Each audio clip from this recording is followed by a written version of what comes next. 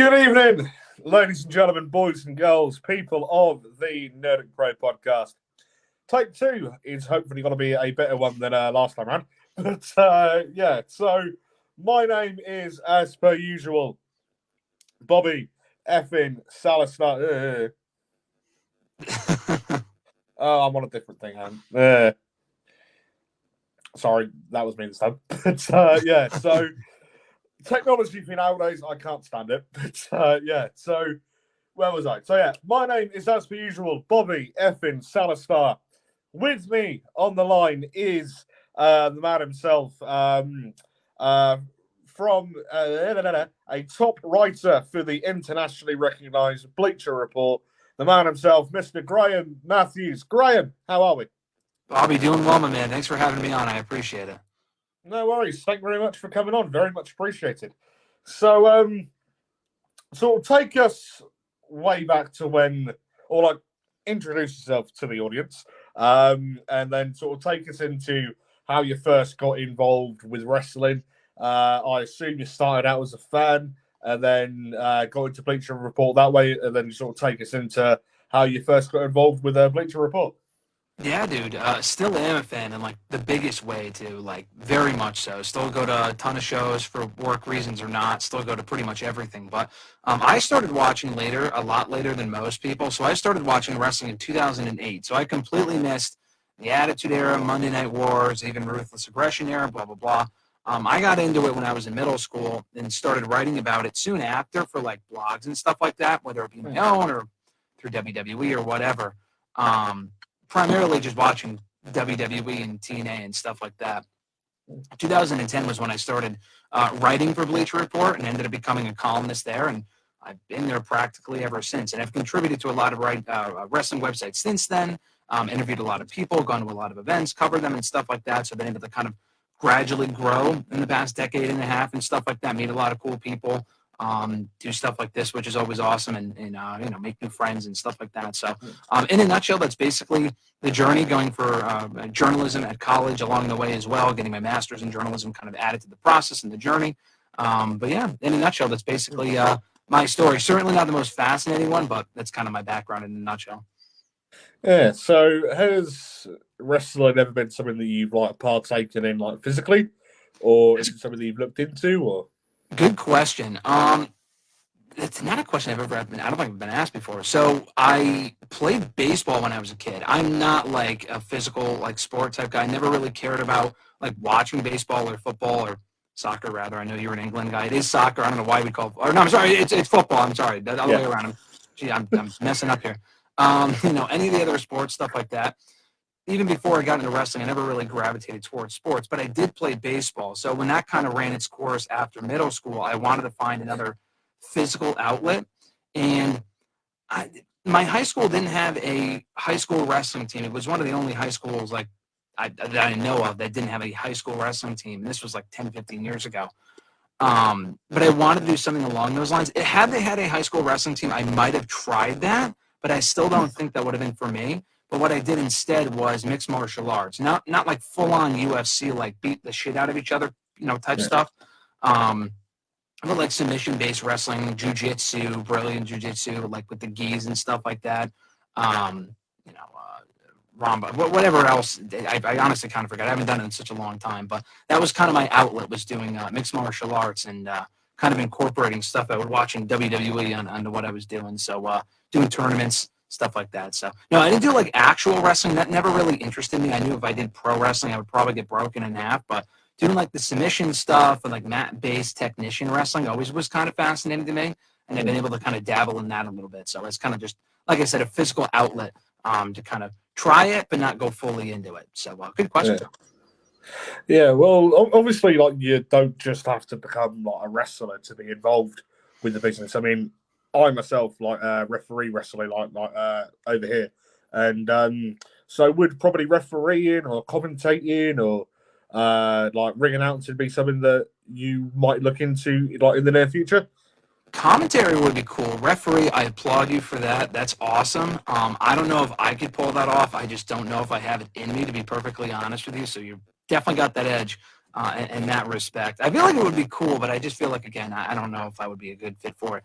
for commentary or like ring announcing was something I always thought was cool.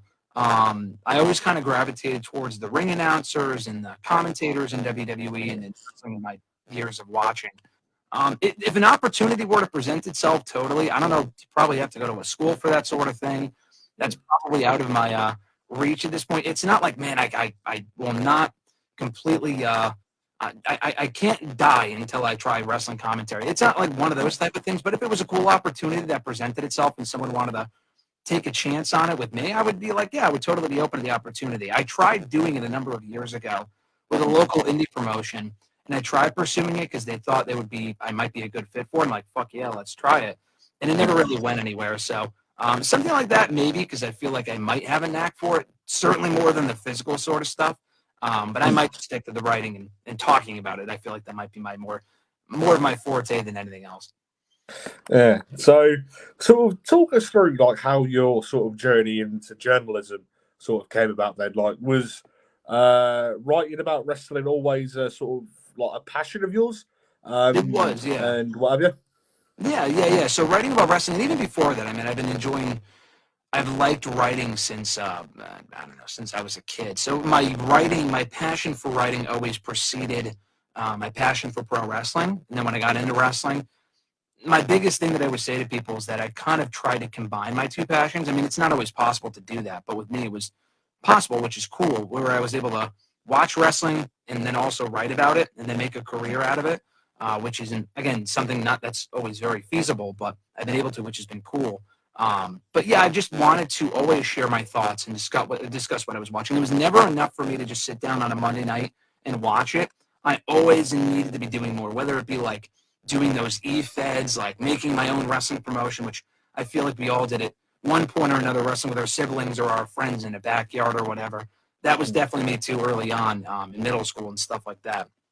And then after that, kind of writing about it, whether it be reviewing the shows or giving my opinions on it, or listening to other people's opinions on it, or reading other people's opinions on pro wrestling, always fascinated me from the get-go. But especially early on, like I tried to read, not because like I felt like I had to, but because I wanted to, reading as much about wrestling as possible, whether it be like through books, autobiographies, or even like Wikipedia pages, like reading Carlito's history, like shit like that, so I can kind of get brushed up on the product because I miss so much too. So that's kind of where it stems from for me. So sort of how did you actually first get involved with Bleacher Report then? Because let's face it, Bleacher Report, that's a fucking big deal. You know what I mean? It's, like there's, like they're a really big like organization globally, and then just on their Facebook they have something like 10 million followers. You know what I mean? Yeah, it's crazy. So it's yeah. So talk us through like the sort of process, like were you like getting involved, writing for Bleacher Report and becoming like a columnist for them as well? Yeah, so I got really lucky in that when I started writing for them, it was definitely before they got big. I think the website started, I want to say in 2008, 2007 as like a blog that really anyone could contribute to. Now, you did have to I had to submit a writing sample when I first started back in 2010. It was like Memorial Day weekend. I found a couple articles on the website that I thought were cool. And again, I wanted to write about it because I was already doing that anyway for like my own website and for like WWE used to have their own blog. It was called WWE Universe. It was like their equivalent of Facebook. So I was just doing that sort of shit over there. And then I wanted to do it on like a bigger scale because I saw this opportunity. So it said, if you are interested in writing for this website, not being Bleacher Report, submit a sample, submit it like an application, quote unquote. It was really just a writing sample, your name, whatever. And then I submitted a writing sample of something I wrote about my brothers and I, fantasy wrestling promotion. And it wasn't like what I was writing about that really interested them. I think I pitched like a storyline idea. It was like, if you have some semblance of writing skill, then they would accept you. Not to say they would accept everybody, but if you could at least prove that you could write and had some idea of what you were writing about, then we'll let you, we'll give you a shot. And it was like a total like contributor thing, like just to do on the, just to submit articles whenever you can. It was a non-paying position. It was just to do just because. That never really interested me from the get-go. I always just wanted to do it just to do it. And you could write as much as you want, as little as you want, whatever you want. It didn't really need like clearance for what it would be about. Now, obviously, they would take stuff down if it like, went against their guidelines or whatever. But beyond that, I didn't have to pitch ideas, stuff like that. I could just really write about whatever I wanted, and it was all within reason. So it was honestly very simple. Like you said, I mean, the brand has become so big where I consider myself very lucky that I've been able to remain on the team since then, because the team has dwindled down from hundreds of writers across all their departments, not just wrestling, but all the other sports that Bleacher Report is known for, has dwindled down to like maybe 7 people, from hundreds to like 7. And I'm still among those 7, which has been cool.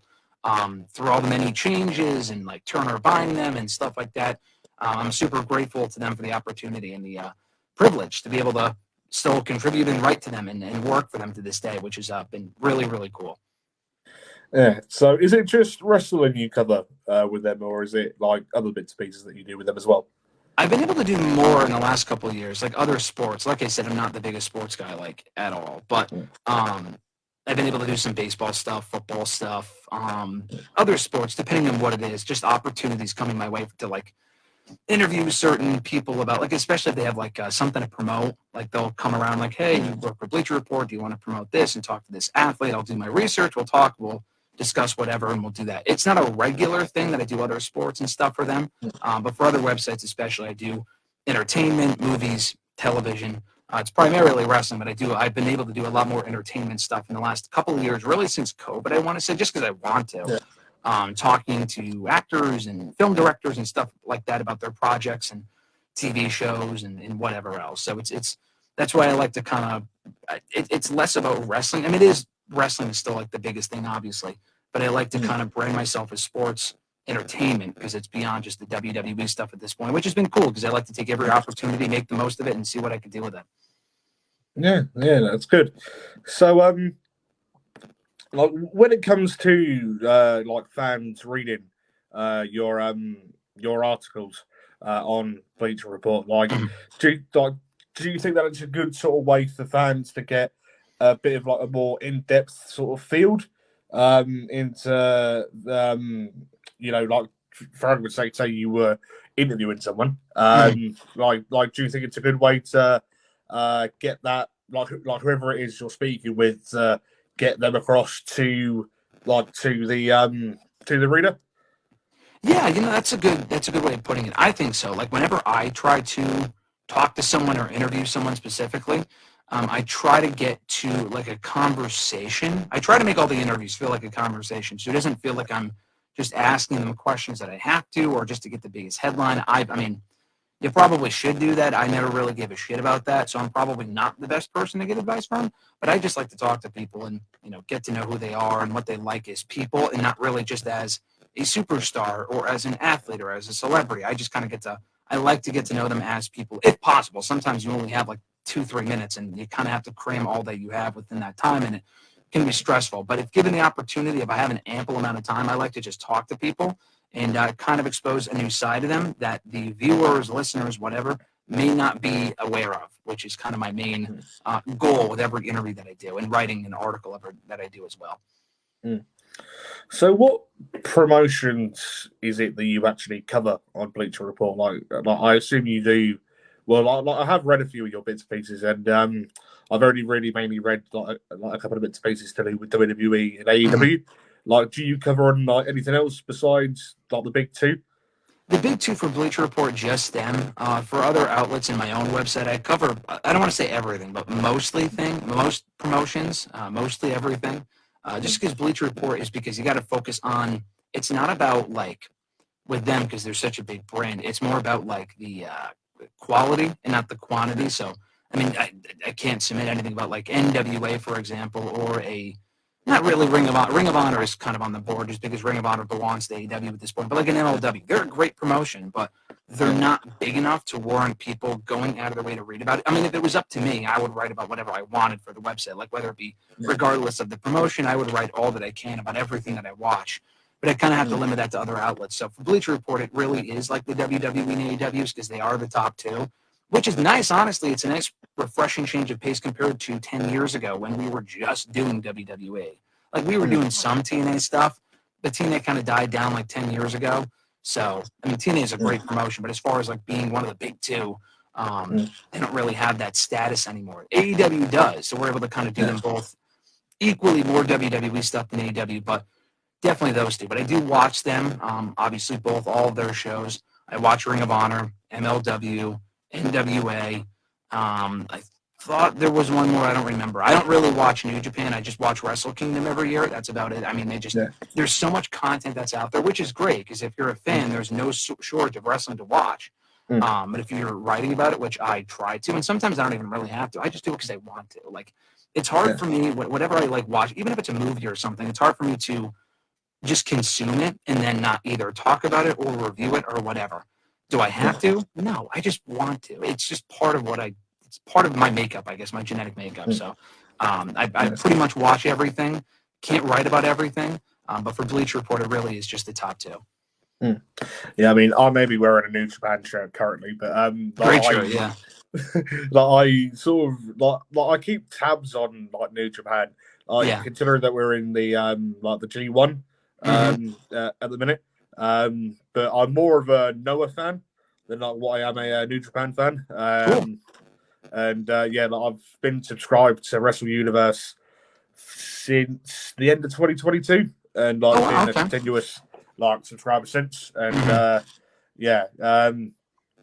personally, I think that just a personal opinion, I think that Noah put on a better product than New Japan, because New Japan run, I think, too many shows to actually keep track of. That's what I'm saying. Yeah, that's my biggest issue with New Japan. I mean, New Japan's great, and they still are very good. And they lost a lot of stars to AEW and even WWE, but there's just too many shows. Like with the G1, there's like a million. I don't know. WWE does a lot of shows too, so I know it's hypocritical for me to say that, but because I didn't.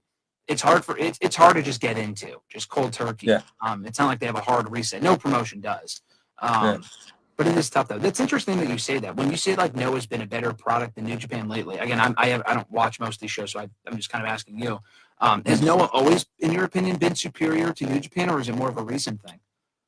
It's more I've only really sort of been watching Noah over the past sort of literally this side of COVID. Do you know what I mean? I knew what Pro Wrestling Noah was beforehand because, in the mid sort of 2010s, 2013, 2014, 2015, I was a big TNA muck. And then this was when Eddie Edwards went out there and won the GSM title. So I knew of Noah, but it's only really been over the past sort of 3-4 years where I've actually been following Noah. Do you know what I mean? Yeah. Whereas, New Japan, I've been following New Japan for donkey's years. Do you know what I mean? But personally, for me, I feel that Noah is more accessible than New Japan. Do you know what I mean? Yeah, I could get New Japan World, is it their subscription thing? But for me personally, I feel that Noah's more accessible to watch than what New Japan is. I do still watch, New Japan bits and pieces and what have you, but I just personally feel that the Noah product is a bit better than the New Japan product, as he says while she's wearing the New Japan shirt. But do you keep is there much Japanese wrestling that you follow? Not really. So I try to watch what I can. So when Sasha was doing her thing over there, if someone said hey, this was an amazing match, you really should check it out. Her in, when she won the championship, I forgot who she beat. The main one, not the strong women's title recently. I forgot who she beat, but that was Kairi Sane, obviously. She beat Kairi Sane. They had a great match. I think I watched another match of hers in New Japan, but if I hear enough about a match, I will go out of my way to watch it, regardless of the promotion, mostly Japan. But that kind of started with Okada and Ospreay, because the match, it's 5 stars, amazing match, 6, 7, 8 years ago, which is crazy. I think it's been that long.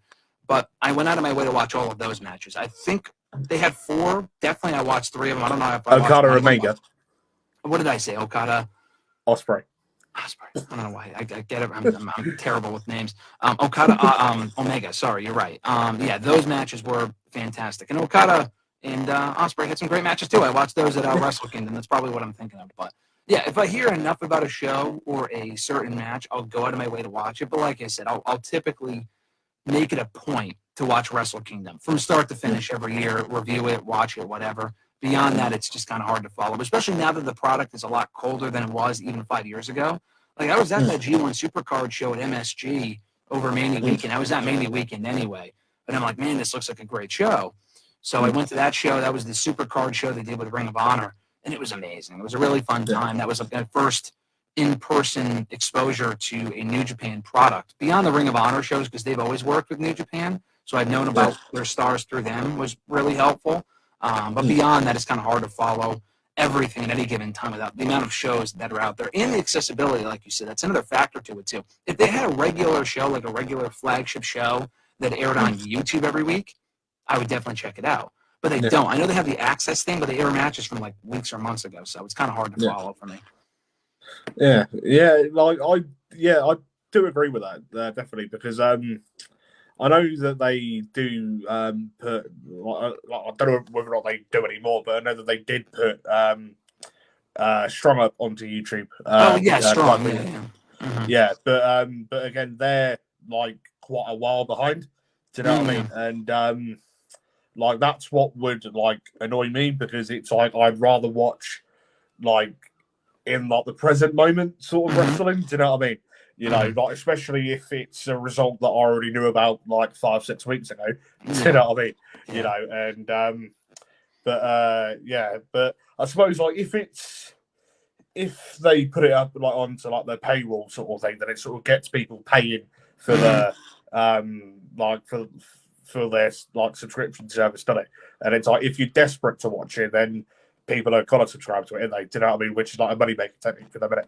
Do you know what I mean? And so apart from all that, like, is like, what sort of other bits and pieces like do you like spend your time watching beyond wrestling? Yeah. Oh, in terms of wrestling. Yeah. You know, I try to watch beyond just the regular shows. I try to watch like everything, like Damian Priest 24 that just came out. Like, I try to watch that sort of stuff. All that that honestly interests me more than some of the products sometimes too. It's like that behind the scenes stuff, the documentaries, movies, you know, stuff like that. So definitely that. I mean, I watch Tina every week. NWA I check out every week. MLW, Ring of Honor, like I said.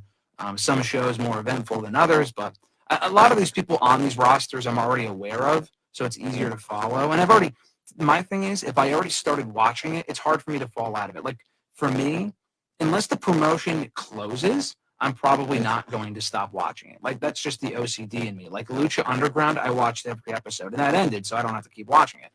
I'll probably continue to watch Ring of Honor every week. Is not like an eventful show. Their pay-per-views are great now. But their weekly shows aren't really worth watching, but I've been covering it now for so long, I just don't want to stop. That's just that's a me problem. But yeah, I try to watch what I can, the documentaries, stuff like that, movies, you know, really anything wrestling related that's out there. I try to get my eyes on when I have time. It's always busy. I'm always filling my schedule with wrestling stuff, but I try to watch what I can. So with MLW then, like, obviously, Jacob Fatu sort of made it like a big mark in MLW before he went over to WWE. Like, was that something like with Jacob Fatu going into WWE? Like, was that something that you sort of thought would happen for a while, or was it something that when he turned up, you were like, "Oh my god," do you know what I mean? Yeah, no, I was super excited. I think anyone would be if you were aware of who he was. And MLW is obviously you are as well. And that's part of the reason why I like watching those promotions and watching indies and following people's careers, because you get to see their progression. So when they do end up on the big stage, you can start watching Jacob Fatu in WWE, and that's totally fine. But it makes it that much cooler for me or for anyone to have watched him in this promotion, that promotion, see the build-up, and then to see where they are now and what went into him getting to this point. So when he finally went to WWE, not that I was surprised, because he belongs there. He belonged there a long time ago. My thing always was, why wasn't he here sooner? Now, I know he had some sort of legal issue. He was arrested at one point years ago. That might be why he can't travel across the border to these other countries that WWE's been running now for a few months. I know he was in Toronto for Money in the Bank, but I think they had to really bend over backward to make that happen. Maybe it was a Vince thing. He saw that he had a record and it's like, we don't want him. I don't know what the reason was, but I'm glad he's here now. He's a natural fit in that Bloodline story. That debut was amazing a couple months back on SmackDown. And he's already one half of the tag team champions. I know we just got hurt at SummerSlam, but hopefully it's something too serious. That's not going to keep him out for too long. But no, he's a natural fit on that roster, and he's one of those guys that should be a world champion in that company before long. Maybe not within the next 6 months, but at some point down the road, he should be. Yeah, I mean, I remember going back to when seeing Jacob Fatu feuded with the likes of Alexander Hammerstone. Yeah, great matches, yeah. Yeah, and Contra as well, the Contra faction as well with who's that Luchasaurus lookalike? The leader of Contra. Mads Kruger? That's the one. Yeah. Yeah. I remember seeing some sort of cage match like a couple of years back that they did. So it was, I know what you're talking about. Yeah. Yeah, like it was something like Team MLW or something versus Team Contra. Oh, and, yeah, it's like their War Games match, essentially. Yeah. Yeah, pretty much. And, like, I thought that match was a really good match. And the feuds with Hammerstone over the world title. And, so when it comes to the current WWE product and sort of going on to SummerSlam, have you? I assume you've seen SummerSlam? I was there, actually, so yeah. Oh, yeah. Fair enough. Yeah. Great show. Yeah. So, what did you think to it? Especially being there in person, would you say that it was a good show? Yeah, no, I really enjoyed it. I think a lot of the pay-per-views in the Triple H regime, specifically in 2024, have been honestly great. They haven't put out a bad pay-per-view yet. Some are better than others. But I did think SummerSlam was a strong show, probably the best SummerSlam they've done in close to a decade, in my opinion. It's been a long time since we've had an overall really good SummerSlam show. We've had some good ones, but great ones. I think that was one of them, in my opinion.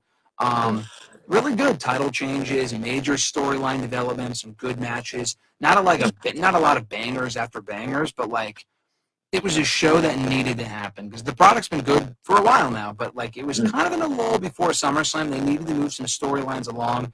Crowning Gunther, breaking up Judgment Day, bringing back Roman Reigns, crowning LA Knight, crowning Braun Breaker. It was a big changing of the guard in a lot of ways. The Rhea Ripley, Morgan Dominic stuff, crowning Nia Jax.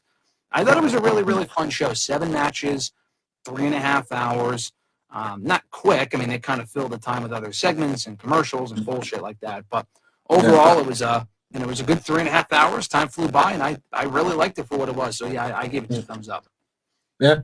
Was you expecting Roman to come back at SummerSlam, or do you think that he should have come back sooner or at a later date? I was figuring he would be back at SummerSlam. I just felt like it made the most sense. I know we were kind of thinking maybe Money in the Bank. It just wouldn't have made sense. Unless you were doing Roman and Solo at SummerSlam, then he could have come back before. But I think the fact they waited 4 months, people were even saying, they brought him back too soon. Could they hold out longer? They could have, but I feel like the storyline, honestly, if he didn't come back, I would have been fine with it. Because I feel like they could have done more without him. But the storyline also kind of needed him back as well. So it's kind of a mix of both. I'm glad he is back. We can progress the storyline, get Solo out of the title picture, move forward with Roman and Solo one-on-one in a one-on-one feud. And then the moment came off amazingly. So they could have done it another time, but I felt like SummerSlam made the most sense, especially when you consider it was 4 years ago at SummerSlam he returned as a heel. And it's kind of where the whole tribal chief thing started. So it kind of comes full circle now that he's back as a babyface. So, yeah, I thought the moment came off great, and they booked it really, really well. Yeah.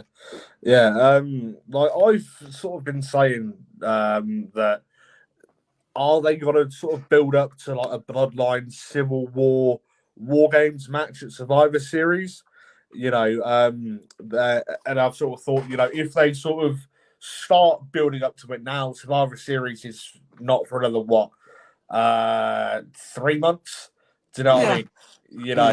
And what is they could potentially have a couple of matches and what have you, between Roman and Jacob. Probably bring Hikuleo into it. Probably bring Zilla into it. And what have you?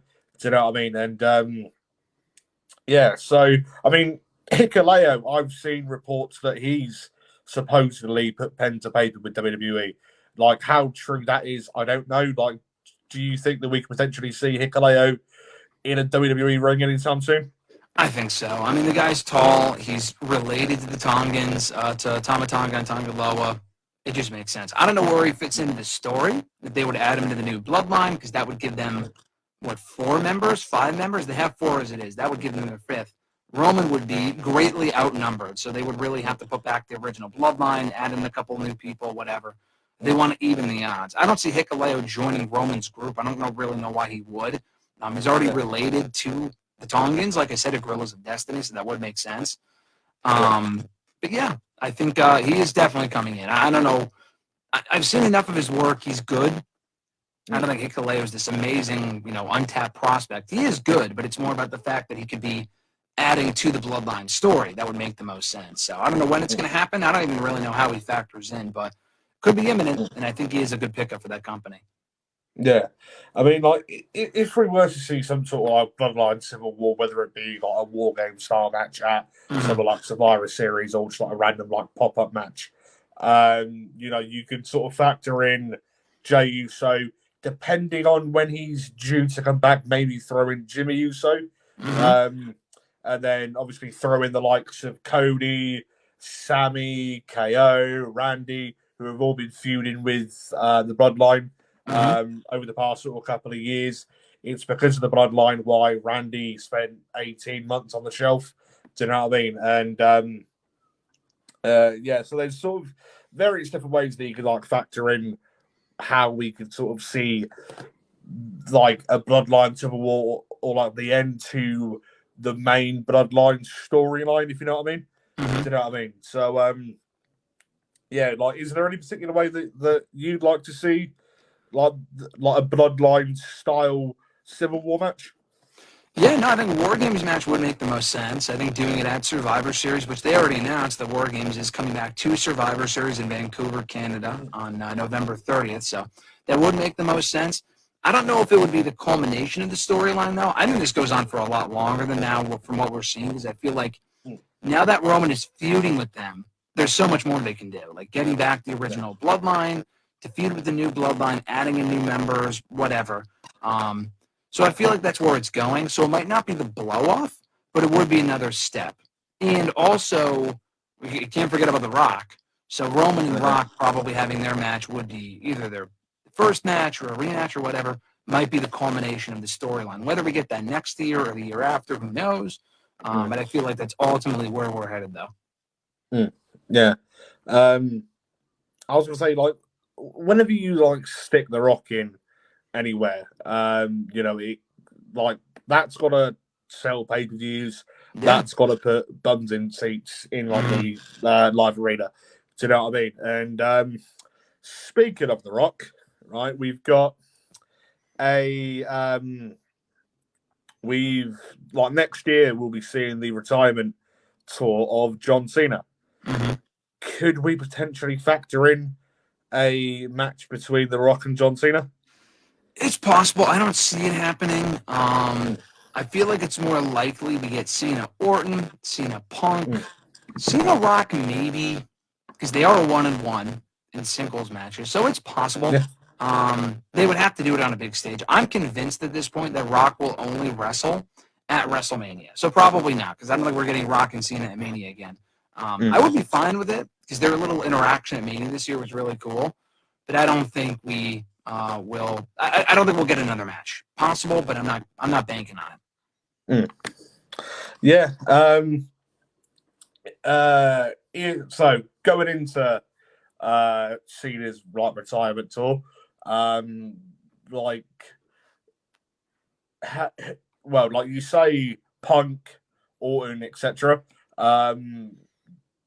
Do you think we can see Cena becoming either a Grand Slam champion, because at the present moment he's never actually held the Intercontinental title? Yeah. Or do you think that we can see him become that record time, technically speaking, like record time in 17-time world champion? The Intercontinental title thing would be cool. I would say the character would not care about a mid-card belt, but then again, we saw him with the United States Championship 10 years ago, and it was great. So it is possible. As far as like being a Grand Slam champion and winning the IC title, they probably don't give a shit about that or would acknowledge it. But I feel like breaking the world title record would make the most sense, because like he's one win away from breaking Ric Flair's all-time WWE record. the record that they like to tout. So I feel like that would be the stronger story. Him and Braun Breaker, who just won the belt on Saturday, obviously, would be fine. I feel like we will get that match at some point anyway, probably not over that belt later on in 2024. He could be his final opponent, who knows. But I feel like him chasing his 17th world title should be the grand, the bigger picture of the Cena retirement tour, culminating in him either winning the belt or losing and not breaking the record at the end of 2024. So that's what I would like to see. I would be fine with him winning the belt for a short period or for just one night, and then you immediately relinquish it, and then he retires, and then you hold the tournament going into the Royal Rumble to crown a new champion. There's a lot of different ways they can go with the Cena retirement tour, but hopefully they get in as many big matches as possible so they can make the most of this retirement tour for John Cena. Yeah, I mean, like, if he were to win his 17th world title, then, like, it doesn't need to be, like, a lengthy reign. Do you know what I mean? Because you look at his 16th title win back in 2017, 2018, whenever it was. Yeah, it was a while ago. Yeah, 2017. Yeah, he beat AJ Styles for it at the Rumble and then lost it to Bray Wyatt in the Elimination Chamber. Yep. Do you know what I mean? So if you want to compare it to that, do you know what I mean? But considering that we've been told that it's his like retirement tour, do you know what I mean? Like, are we going to expect a lengthy title run just for him to, like, more recently, Sting, right? He retired and undefeated one half of the AEW Tag Team Champions. Do you know what I mean? Like, could we potentially see that with Cena? Like, he win the world title, have his retirement match, and then off he goes, sort of thing. Do you know what I mean? I think so. I feel like I honestly would want to see that. I feel like that might be better than him winning the belt. I mean, you can make the argument him winning the belt would make sense if he's going to lose it to someone and put someone over on his way out. Sure. It doesn't really matter. But I would have him break the record. I mean, I don't really... The thing is that they're in a phase right now where they like to break records or set new records, like with Gunther and Roman Reigns and Rhea Ripley and all these other women, Bianca or whatever last year. They like to have women and then hold the belts for so long that they break records. Cody won his second straight Rumble to break a record. I mean, it also made sense storyline-wise, but partially they probably wanted to not break a record, but like Stone Cold was the last person who went back-to-back Rumbles, and now they can't say that anymore because now it's Cody Rhodes. So for that reason alone, I feel like they probably would put the belts on Cena. I don't know if he wants to. I heard for a long time that he never really wanted to break the record. But it's Ric Flair. His legacy's tainted anyway. Just put the belt on Cena. Have him hold because he's tied with Ric Flair, so it's Cena and Flair. Just have Cena beat him. They consider him the greatest of all time anyway, and it would solidify that status in WWE's mind if he were to do that. So I would like to see that personally. Yeah, exactly. I mean, like, without trying to sound like an asshole or anything, like, it's not as if we're going to get, like, a Ric Flair interference with anything because...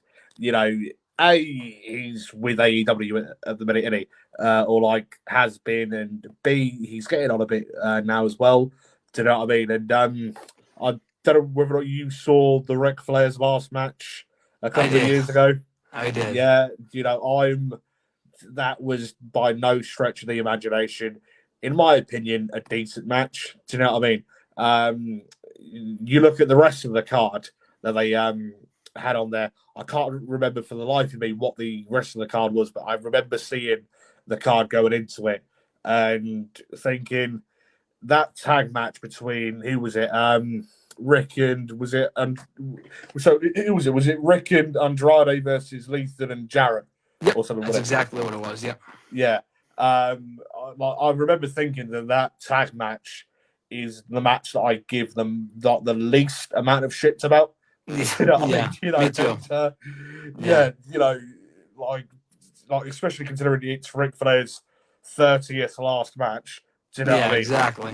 It's like he needs with to the go, rest of the card, it was like, who cares? Do you know what I mean? Seriously, man. On a show that also had, I know it had Jacob Fatu, speaking of whom, versus Josh Alexander, actually, for the TNA World Championship. On a show where you have that, and then Ric Flair's out there fucking literally passed out or having a heart attack or whatever he said. Yeah.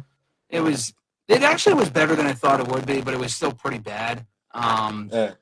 Just no thanks. Ric Flair, I have zero interest in him being involved in anything at this point on television. Even him being involved in the Sting shit, I didn't give a fuck about recently. I mean, why does he need to be out there?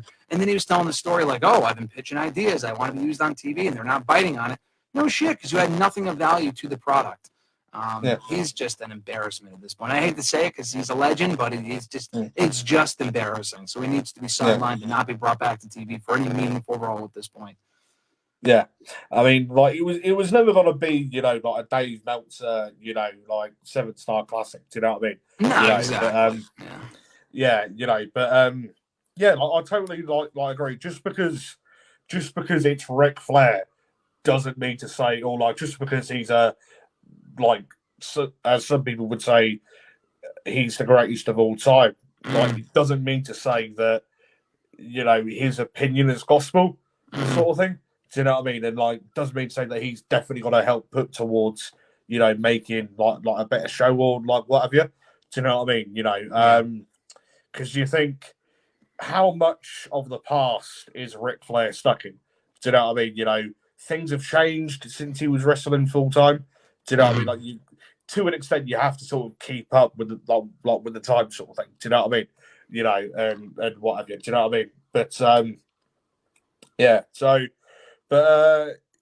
mean, so recently, what other wrestling like have you been getting yourself into? I mean, just the WWE product in general has been so enjoyable that I've been digging Raw and SmackDown. Raw last night, as we speak, I thought was really, really good, actually. SmackDown's been pretty decent all year. AEW, it's hit or miss nowadays. A lot of the shows just do not feel important, but they're doing some good stuff. I like the MJF Will Ospreay feud. Mercedes and Britt Baker's been good. Hopefully Jamie Hayter comes back soon. Willow and Chris Statlander, I'm digging. Swerve has been a great world champion. Danielson's like retirement tour, so to speak, has been going really well. So they got a good card lined up for Wembley at All In, I think. That's been the build for that's been well done. But yeah, the other promotions have been good too. I mean, nothing really standing out. It's kind of mostly WWE doing right now, doing the biggest stuff. But AEW has been good too. And the other promotions have been pretty solid overall, I would say. Yeah, I mean, like I do watch AEW, like not as much like what I watch on WWE and what have you. Like I do watch Dynamite, Collision, Rampage, and what have you. Do you know what I mean? And then you get some people that are like the AEW marks sort of type of thing that bitch and moan, be like, well, like you shouldn't be watching WWE. Like you want to watch, and what, because. Like if you want to watch like sports entertainment, then you should like watch EastEnders, which is like a soap opera over here. Do you know what I mean? And what have you? Then they're like bitching and moaning about Vince McMahon with all the allegations like against him at the moment, right? But you look at Vince McMahon and you look at Tony Khan. Allegations aside, right? Vince McMahon had booked WWE, the WWF as well, for multiple decades, right? And made lots of money out of it, right? Through booking the WWE as a business, right? Whereas Tony Khan, since New Year's Day in 2019, has been booking All Elite Wrestling as a toy, right? Do you know what I mean? Because it's like, how many times have we seen photos of Tony Khan signing like the biggest WWE released superstar, like hugging him at a press conference. Do you know what I mean?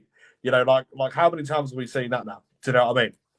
I think he has his pros and his cons as a booker, no pun intended, cons. But I think he has his strengths, and I think being a fan does help, but it also does hurt because I feel like, especially with the Punk stuff, I'm wearing a Punk sweatshirt right now as it is. But I'm not gonna sit here and say Punk was a saint in that situation because he wasn't. I'm actually kind of shocked that he made a comeback in WWE because I thought they may not want to touch him. They didn't really need CM Punk, but he's come back and had a really good run. But my point is, with that whole Punk situation specifically, and there's also like the Britt Baker stuff coming out recently and whatever, Tony Khan needs to be more of a boss than he does their friend. Just a fact. I think as a booker, he's good. As a boss, I'm not saying he's awful. I mean, at least he's not a fucking rapist like Vince McMahon is and all the allegations and shit like that. I mean, that man's just a monster. But with Tony Khan, at least he's got an advantage in that department. That being said, though, he has his own faults in different ways. I don't want to compare the two at all because they're two totally different situations. But with Tony Khan, he needs to be more of a boss. Do something to squash these situations and prevent them from happening in the future so they do not happen again. And so far, he hasn't really proven he can do that, at least from what I've seen on the outside. Yeah, I totally agree. But, I mean, when it came to them releasing that video footage of what happened at Wembley. It was dumb, yeah. Yeah, you know, my opinion. All that did was just prove CM Punk right in that interview that he did with Ariel. Correct, yeah, Hawani, yeah. Do you know what I mean? You know, with what Punk said to him, literally what happened, literally what Punk said during that interview is exactly what happened during that footage. Obviously, we couldn't hear what had actually been said and what have you, and all that, but it literally proved Punk right. Do you know what I mean? You know, I don't agree with, you know, Punk with like the whole brawl out press conference, calling, you know, like the EVPs like a bunch of, I can't remember word for word what he said, but calling them like a bunch of like empty-headed fucking dumb fucks or whatever it was. Do you know what I mean? You know, don't get me wrong, like he may have his rights to be pissed off with, you know, the Bucks, Omega, Page, what have you, but going on, like, I assume you've seen the press conference. Literally, Tony Khan's face, like being sat next to Punk during it, is like, oh, shit. You know what I mean? You know, no, he should have stepped in immediately. Away from it. Yeah, I don't feel like if that was Triple H in that spot. I mean, again, I hate to compare because it's two totally different things. But my point is that you got to be a boss. I feel like if that was even Vince, I just don't feel like Punk would have even attempted to do that because he wouldn't have done that in front of him. And if he did, they would have squashed it immediately. The fact that it got to the point that it did was really embarrassing for that company. It's still a black eye they have yet to fully recover from, in my opinion. Yeah, exactly. And then with the whole sort of fight that happened afterwards as well, and what have you, you know, Ace Steel ended up losing his job. Everyone ended up getting suspended. Like, I even heard that Christopher Daniels even had something put up against him or something. And it's like, oh my god, you know what I mean? And what was it that Tony Khan had said when with the whole brawl out thing, or when he had to fire Punk, saying that he'd never felt that his life was in so much danger or something stupid? Do you know what I mean? It was a dumb thing to say. To say. Very stupid. Exactly. Yeah. And it's like running what's supposed to be the second biggest wrestling company in the world, where you're going to be dealing with big muscular men. Like, you sort of have to be a bit like as you said, like, you have to stop being people's mates and actually be their boss and be that like authoritative sort of figure. Do you know what I mean? Yeah, definitely. So, because again, like, I'm sure that, you know, Nick Khan at WWE, I'm sure that Paul Levesque, I'm sure Vince McMahon wouldn't have a majority of that shit. Do you know what I mean? You know, I'm sure they have their own issues, obviously, within their locker room and own drama and shit. But the fact that it gets leaked out, discussed, like the fact that we even know about all of this is part of the problem. But then it doesn't get dealt with. I mean, I assume with WWE, they would either let go of the person. Tony Khan did let go of Punk ultimately, but a lot later than he should have. After that initial brawl-out incident, how did the fuck the Jack Perry thing even happen? I mean, why did it even get to that point? Punk's at fault too, but like, how did they even get? Tony Khan should have been like, bro, you're done. After brawl-out, let go of him then, or whatever. Talk to him more. He didn't do shit. Clearly, the fact of how they literally had to create an entirely different show for Punk on a Saturday night. Stupid. You know what I mean? Which it's kind of funny that you say that, because when it was a separate show, when it was the Punk show, was when Collision was actually good. And ever since Punk left, it's been completely skippable television. It's just Dynamite 2.0. And I don't mean that as a compliment. It's Rampage 2.0, really. The fact they had to do that and they didn't do anything about it, they just put them in separate rooms, so to speak, or separate locker rooms, is so fucking pathetic. And I don't know.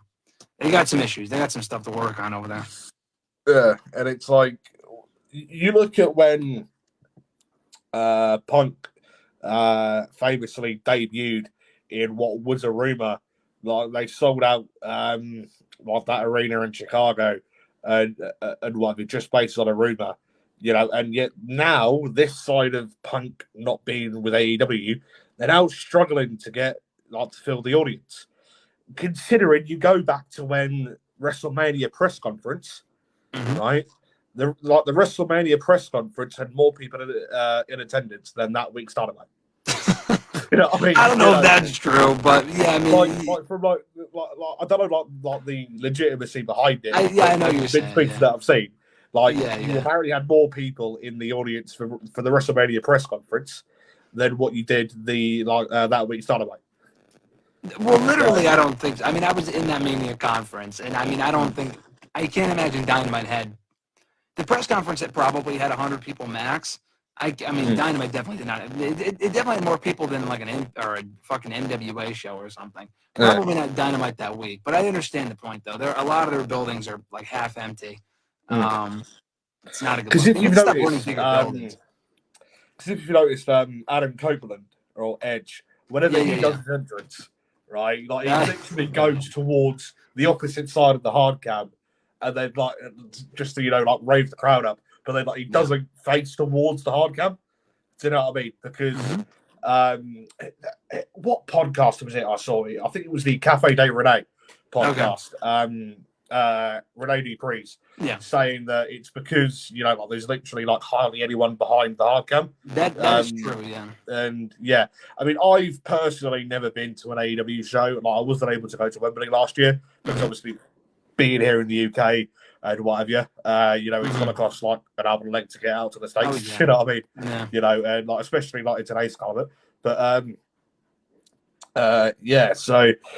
So I mean, I don't know factual statements and what have you. Do you know what I mean? And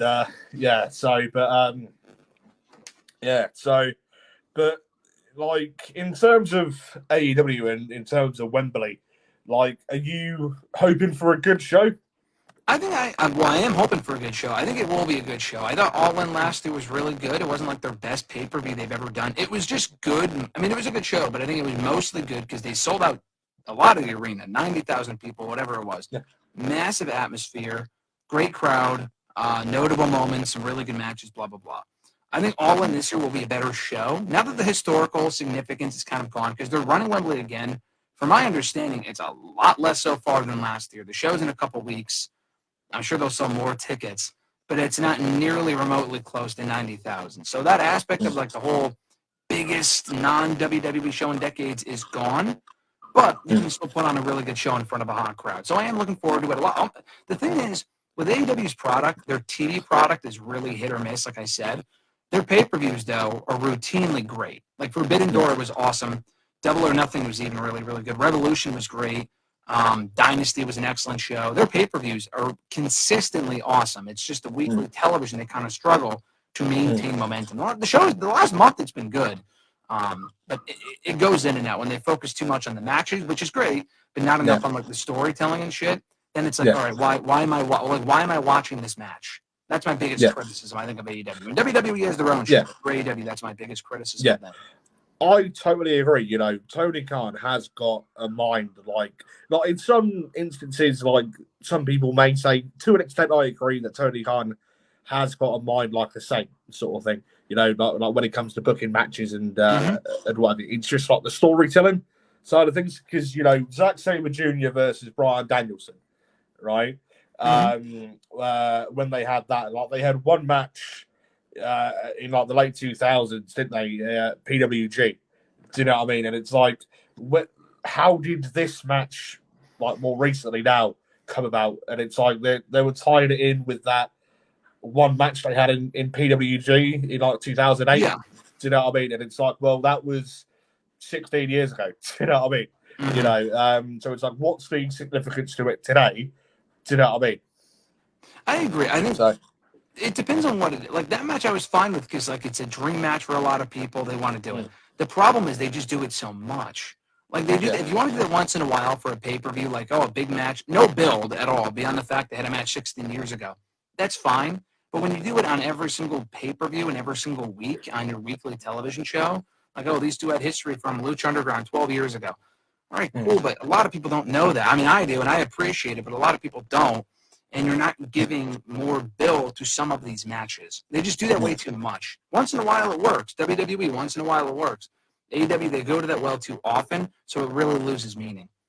I mean, like, I think one prime example is Kazuchika Okada, right? Literally the biggest name that you can get out of New Japan, right? And it's like they put the Continental title on him like that, right? And it's like, well, like I know who Kazuchika Okada is. I was watching Okada before AEW was even a thing, right? And what have you.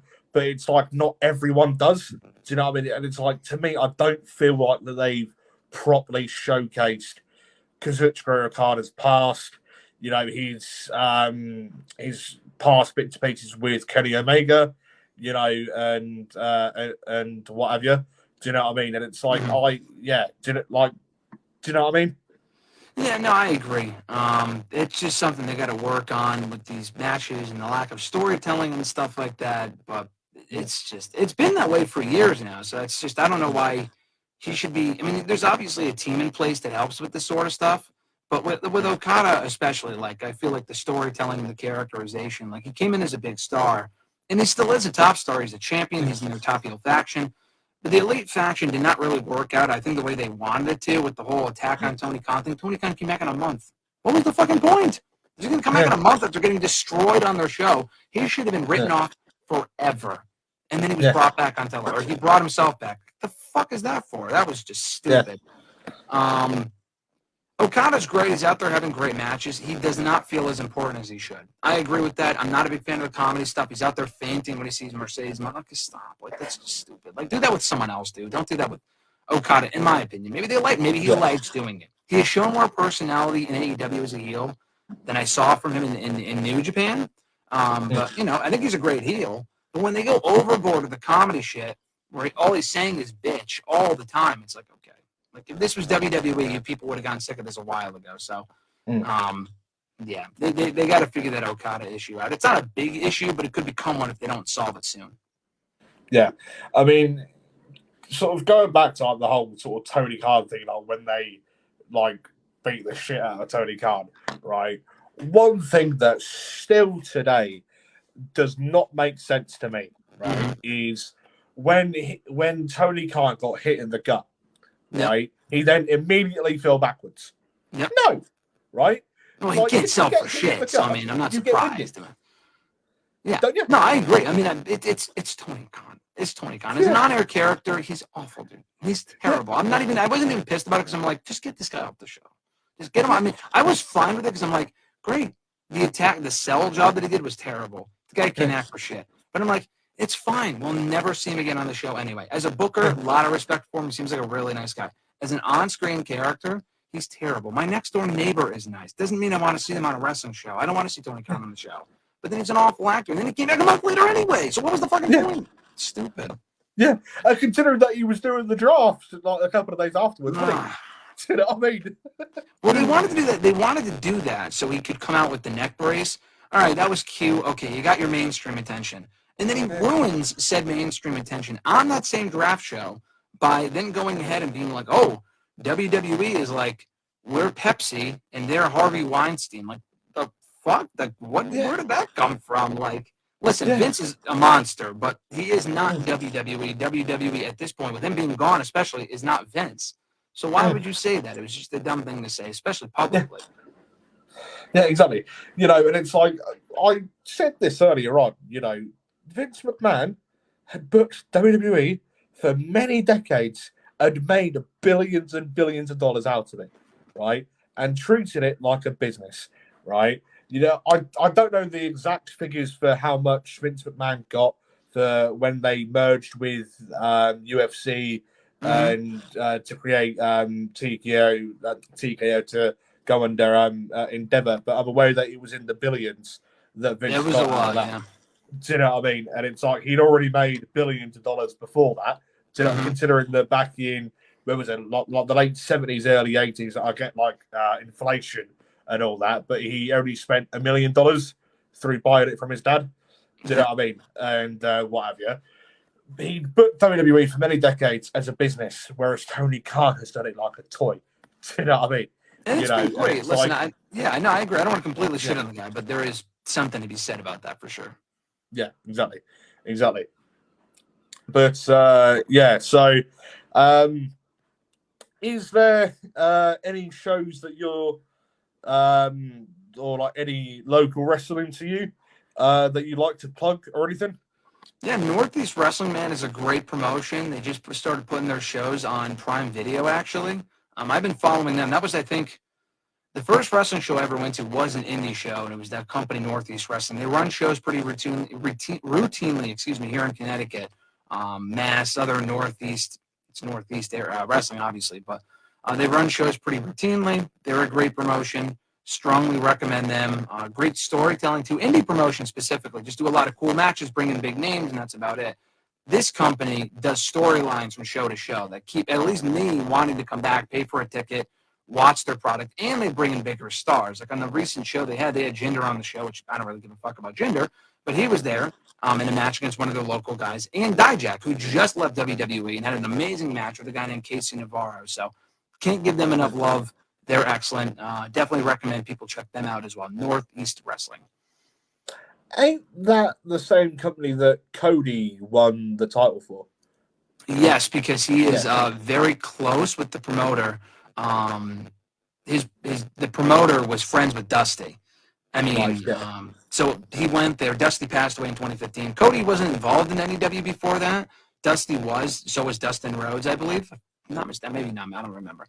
But Dusty Rhodes was definitely there. He passed away. Cody, after he left the WWE, his first match post-WWE 8 years ago was with Northeast Wrestling. That's where he had that series of matches with Kurt Angle that were great. He won their title, like you said. He was champion there for a while. Really raised their profile in 2017 as their champion. Put over a bunch of people. Worked with a bunch of people. Had a match with Adam Cole there. The one and only Cody Rhodes-Adam Cole match happened in that promotion. So you are correct. They show him winning the belt and him working those shows on his Cody Rhodes Becoming the American Nightmare documentary on Peacock. So, it is, to answer your question. Nice. Yeah, so, excuse me. So, Graham, I must say it's been an absolute pleasure having you on the Nerdic Pro podcast today. Is there anything that you'd like to add on to today's podcast? I will say this. I forgot to say this earlier. I'm glad you said that because I should have mentioned this when we first discussed like my journey and Bleacher Report stuff and whatever. I've shared this story before, but I think this is relevant just given where you're from and whatnot. When I first started writing for Bleacher Report, Mathews, obviously, that's not my real name. I just use that as a pen name because the person who got me into wrestling when I started watching wrestling, when I say got me into it, I saw them on the show. I was like, man, this person is my favorite wrestler. Love what they're doing. Was William Regal. And so when people ask me my favorite wrestler, it's William Regal. I had the chance to finally meet him in person a few years ago. Almost cried. It was amazing. Great dude. But so big Regal fan, always have been, always will be. When I started writing for Bleacher Report, my real last name is Mermina. It's Italian. Graham's obviously an English first name. That's my real name. Mathews is not. But I wanted it to sound like consistent. Like I wanted it to match, if that makes sense. And also, it would just be easier for someone to say because Mermina, people kind of mess up and spell wrong and mispronounce it, whatever. So I chose Mathews because that's William Regal's real last name. And I can keep my initials of GSM, which I use in my name anyway. So Mathews comes from William Regal. And I talk to people when I meet people for the first time that have been following me for so long or talk to me. They think because my name is Graham Mathews, I am English, but they think that I live in England. And they think that I'm 100% English. And I feel like I've been doing England and folks such as yourself, Bobby, a disservice by pretending. I'm not pretending I'm from England, but almost parading around with a name that is not mine. I do have English heritage. My mom's family is from England, but I do not live in London. I've always wanted to see a show in London. I've been to London before. I've never seen a show there. I'm not going to All In. I would like to go over there at some point. We definitely have to meet in person at some point down the road when I definitely make it over there.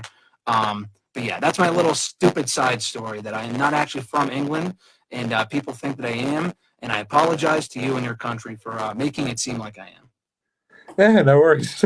Yeah, so sort of speaking about William Regal, the gentleman that actually trained William Regal, who I know William Regal actually speaks about on a frequent basis, British wrestling legend Marty Jones has actually previously appeared here on the Nerdic Report. Oh, that's awesome. That's really cool. And I've been in talks with Marty, especially recently, to make a comeback onto the Nerdic Pro.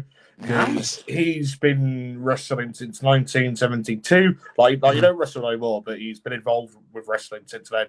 And he runs a training school in Oldham in Manchester.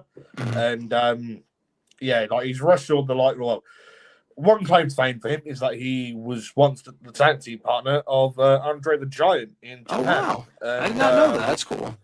Yeah, and it was in a tag team match. So there was tag team match teaming with Tatsumi Fujinami taking on Antonio Inoki and Hulk Hogan.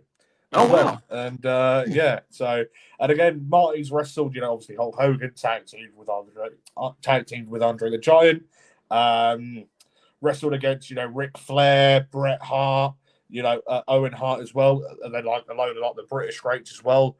Even trained and is responsible for the start of the careers of the British Bulldog and the Dynamite Kid, as well as Ridge Holland as well. Oh wow! And something like 80% of who was wrestling for NXT UK were trained specifically by Marty Jones. And, wow, that's really cool. Yeah, so he's literally one of the most famous British wrestlers out there that had never actually wrestled for the WWE. So very nice. Graham, I must say it's been an absolute pleasure having you back on. Having you on the Nerdic Pro podcast this evening. So, ladies and gentlemen, boys and girls, people of the Nerdic Pro podcast, go check out Bleacher Report. As Graham Mathews here is a columnist and a writer for Bleacher Report as well. A very famous organization who currently have more than 10 million followers on their Facebook page as well. And I'm sure no end of people who regularly read articles posted by Bleacher Report. And so anyways, Graham, I must say it's been an absolute pleasure joining having you on. And so thank you very much. So ladies and gentlemen, boys and girls, people of the Nerdic Pro podcast, my name is, as per usual, Bobby effing Salastar, and we shall be seeing you all later. Graham, it's been a pleasure, and we shall be seeing you all later. Goodbye. Thanks, Bobby. If I can get out the stream. Appreciate it, boss. And stream. There we are.